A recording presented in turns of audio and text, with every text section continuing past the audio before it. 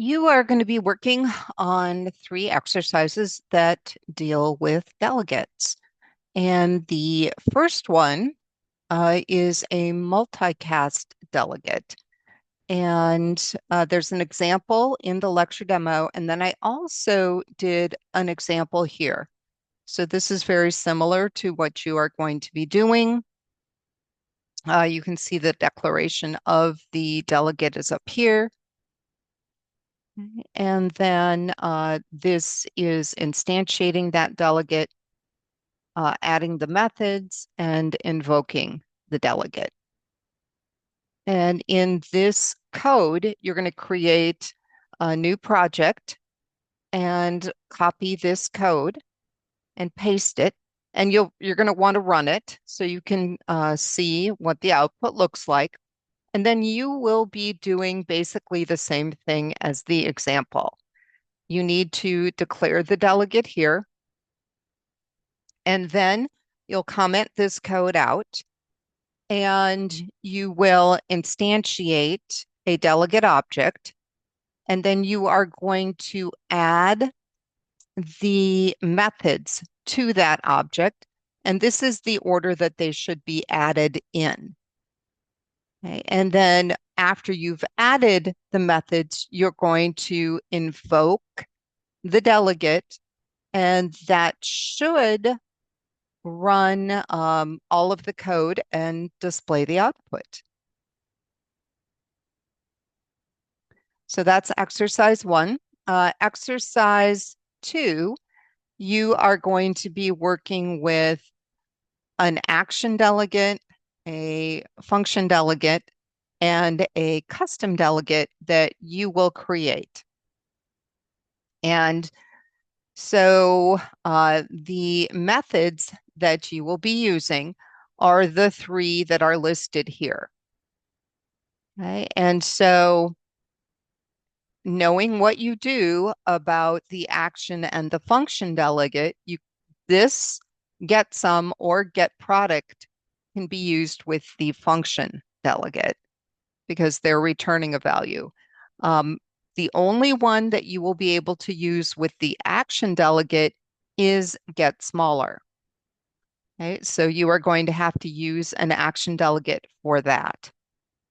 Okay, and then for the function delegate, you're going to pick one of them, either get sum or get product. And then whichever one you don't use, you will create your own custom delegate for that.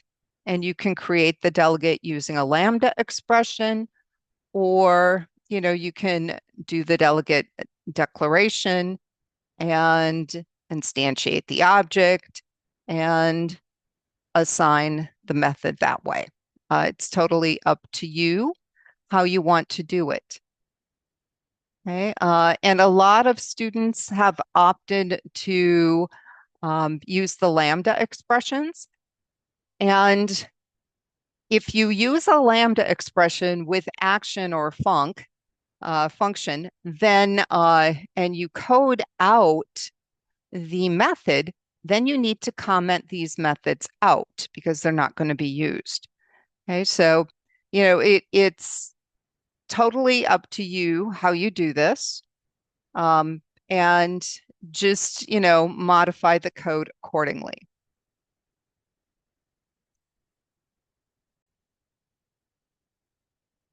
And for exercise two, I will warn you that the IntelliSense, the fill in Visual Studio, does not really help you out. It doesn't work the way it is supposed to for this particular exercise. So be very careful when you are coding this. In fact, I will do one for you. And once you kind of correct the IntelliSense, I think it'll get it right from that point on. But the first one, it is probably going to do incorrectly. So let's say you want to start with the action. So we'll do action delegate, and the only option for us is to use the action delegate with get smaller. Okay, so, and what IntelliSense is going to try to do is it's going to try to use the action delegate with uh, one of the other methods, and it basically changes the method so it doesn't return anything. It kind of creates its own version, which is wrong. That's not what I want you guys to do. Okay, so I want you to associate it with an existing method. Okay, so here I've got the two variables, the data types I'm passing. I'm going to call it smaller. And so if you remember in the code, right above this, I would have this. Okay, so that this code will go right below that. Okay. I don't want to actually show you my program, but so you'll just have to ignore the red squiggle. But here is my action delegate. And so what I do is I set that equal to, this is my class object, answer, dot, and then I'm going to put in the method, which is get smaller. All right, so that is how I use the action delegate associated with that method. And then this line, answer dot get smaller, that line will be replaced. Okay, so further on down here, when I'm ready to invoke this thing, I am going to replace answer dot get smaller with smaller. So it's just going to look like this.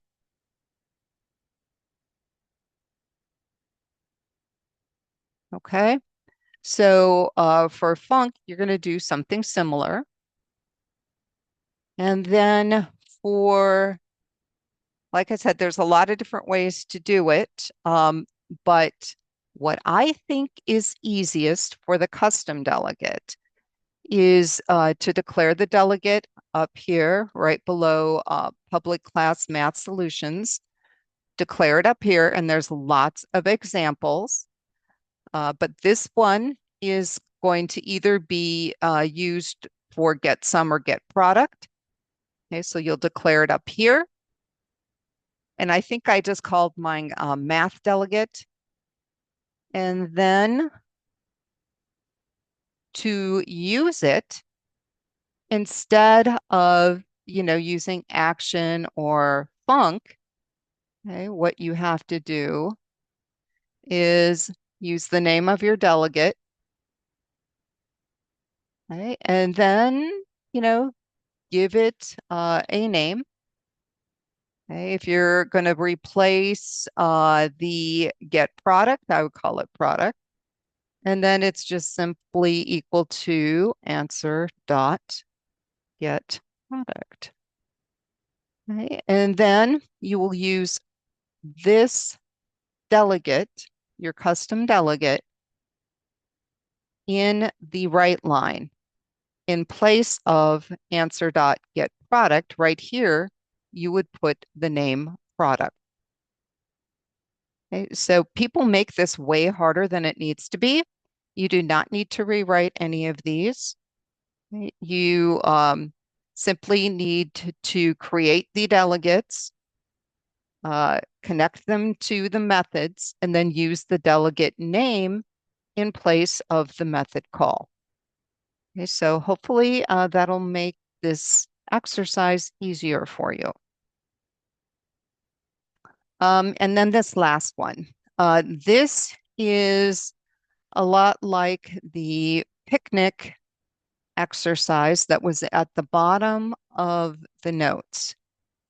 Let me see. I believe I have them open all the way down here. So this is at the very bottom, okay, where I have things kind of, I color coded them to try to help you out here. Actually, it's the second to the bottom. So it's this one. All right. So what you're going to be doing is very similar. So what you may want to do, if you have two monitors, have this open after you have copied and pasted the code. Okay, so you're going to copy and paste the code, and then it says create delegate. So if you have this open and you have it next to your code, I think that you won't have a problem figuring out what you are supposed to do.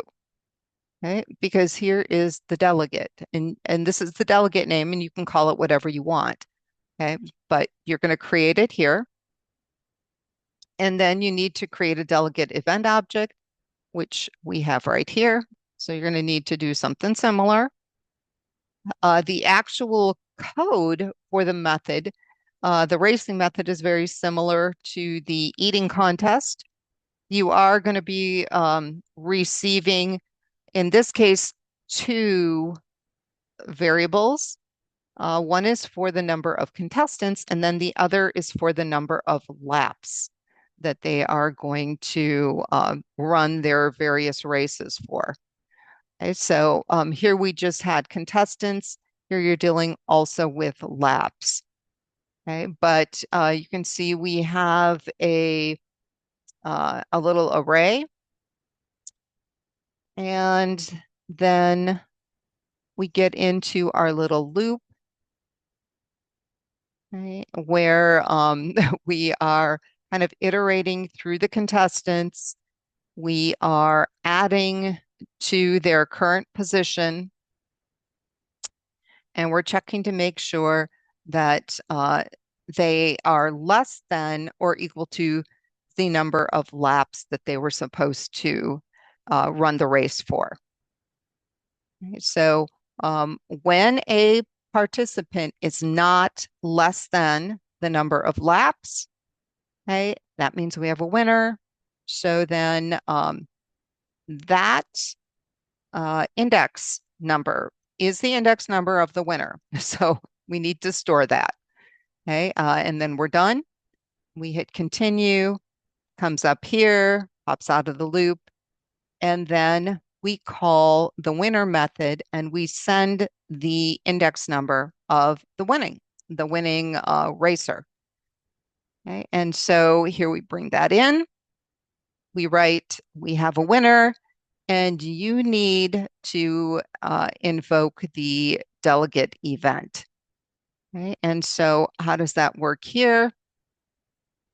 Um, we use contest end, and we pass along the integer.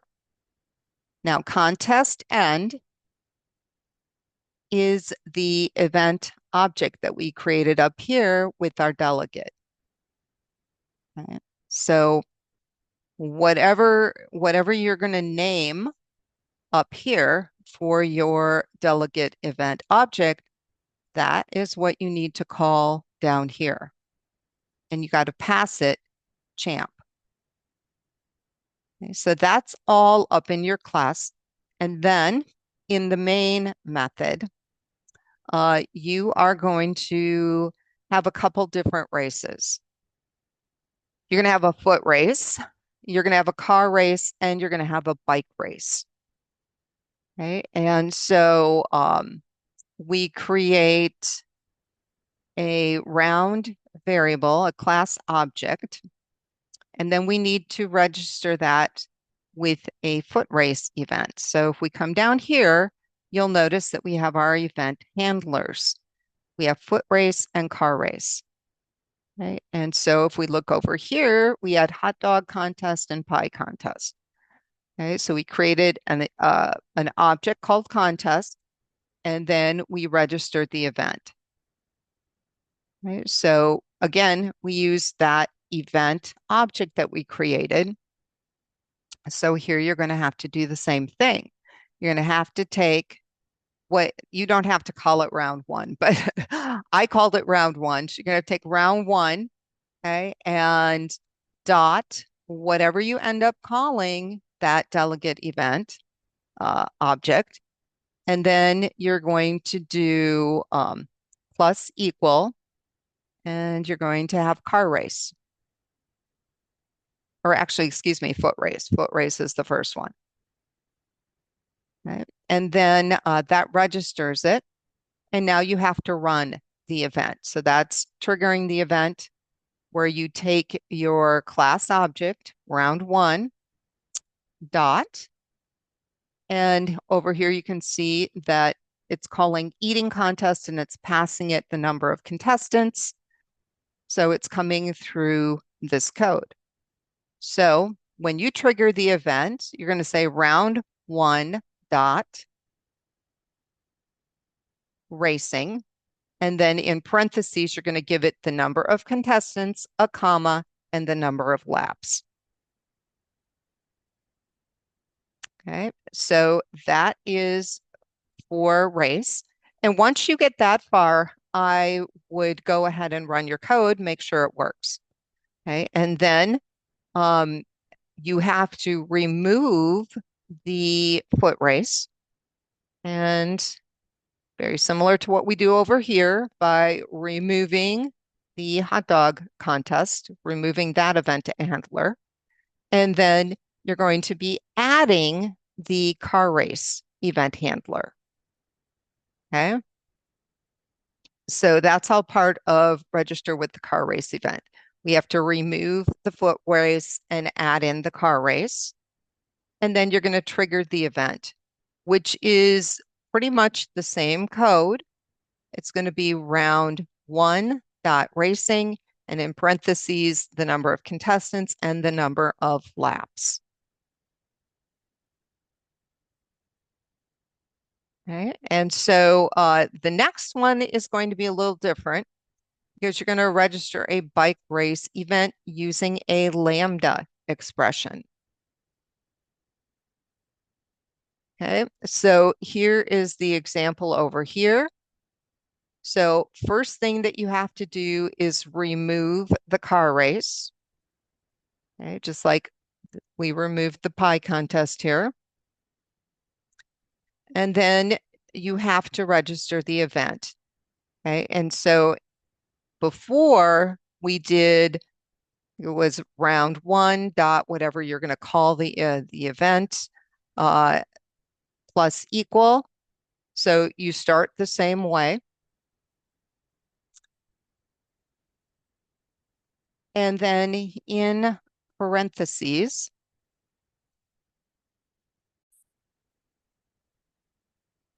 you will place a variable that represents the data that you are going to pass. And so if you look at the event handlers that we have, because your Lambda is representing an event handler, okay, the ones that we have are receiving an integer, okay? So that is, you know, what you are going to have. So you're going to have plus equal in parentheses. You know, you could use winner or, you know, whatever. You can see I used winner down here. But you'll have to have, you know, a variable representation. And then you do the arrow for the lambda. And then you're going to display, kind of similar to this one, also similar to what was down here, kind of a right line statement. So the right line will be something like bike number, you know, whatever you called that variable is the winner. Okay, so it's going to be very similar to what was done here. Okay, and then finally, you'll trigger that event. So I think if you have these side by side, when you are coding this up, it will be a lot easier for you. And you shouldn't have too many problems getting that coded. If you do get confused and you need help, please let me know.